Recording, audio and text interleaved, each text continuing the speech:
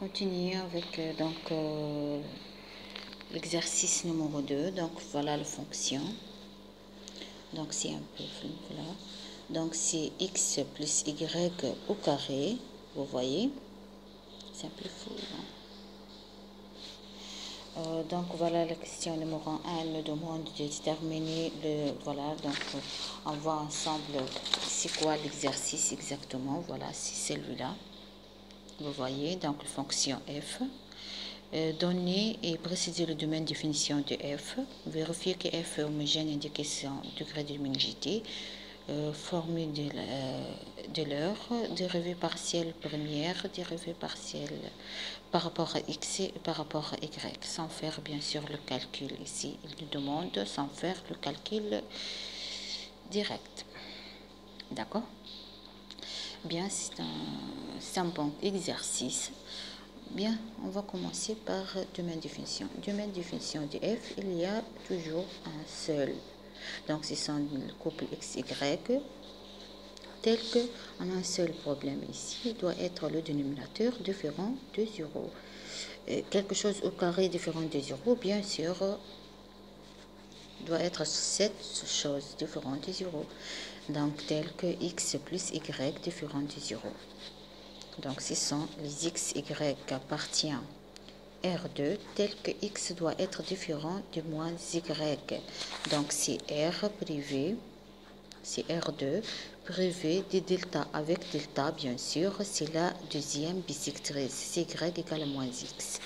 Donc, j'ai donc faire présenter le domaine. Voilà la première bisectrice. Je vais donc enlever la deuxième bisectrice de toutes les R2. Donc, je prends tous les R2, partie assurée, privée de la droite deuxième bisectrice.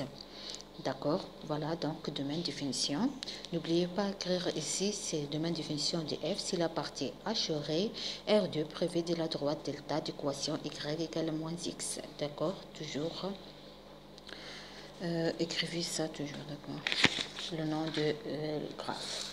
Bien sûr, donc, deuxièmement, on va vérifier est-ce que f homogène ou pas. Donc, deuxièmement, donc, j'ai déjà fait dans les vidéos, mais c'est pas problème. Je vais donc refaire encore. C'est soit f strictement positif, donc soit lambda strictement positif, f de lambda x lambda y égale à quoi? Donc, il suffit de remplacer les variables x, y par lambda x, lambda y. C'est-à-dire lambda x fois lambda x moins lambda y sur lambda x plus lambda y au carré. Même si c'est flou, mais c'est clair. Vous voyez. Donc, je peux mettre lambda en facteur. Ça nous donne lambda au carré x moins y sur, bien sûr, fois ici. Et lambda, je peux mettre lambda au carré en haut. X plus y au carré. Regardez, lambda au carré celui-là, lambda au carré celui-là. Je peux mettre lambda au carré en haut. Donc, je peux donc simplifier par lambda. Ça nous donne quoi? Ça nous donne lambda à la puissance 0 de x moins y sur x plus y au carré. Et celui-là, c'est f. Donc, c'est lambda à la puissance 0, f dx, y. Est-ce que f ici est homogène? Oui, de degré 0. D'accord? F est homogène et de degré 0. Maintenant, on passe l'exercice 3, la question 3. Donnez la formule de l'heure. Voilà, si x fois dérivée de f par rapport à x plus y fois dérivée de f par rapport à y égale le degré de luminosité, c'est 0, comme vous voyez ici, fois f. Ici, c'est égal à 0, d'accord? Donc, quatrième question, calculer la dérivée partielle par rapport à x. D'accord?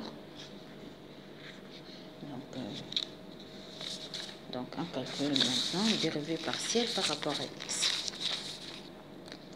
Dérivée partielle de f, x,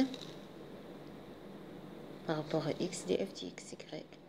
C'est dérivée partielle donc de x moins y sur x plus y au carré par rapport à x.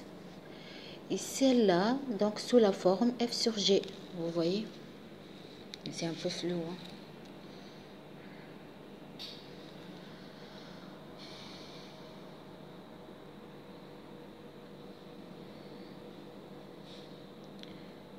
Donc, attendez un peu. Donc, c'est sous la forme f sur g.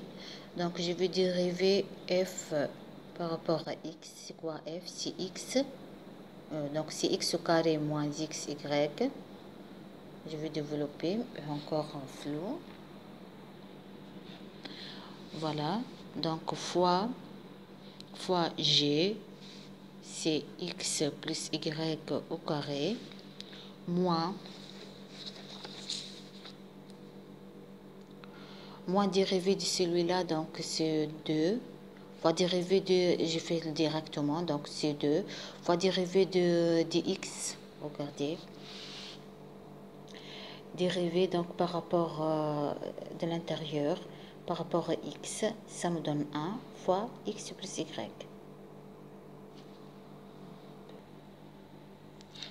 Donc fois 1, fois x plus y.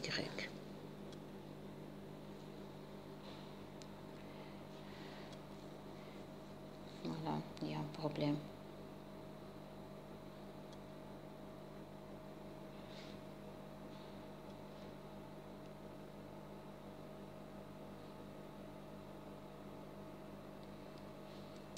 Donc, tout ça divisé par... Ah, j'ai oublié quelque chose là. Donc, fois f. Voilà, c'est dérivé de g fois f. Il n'y a pas de...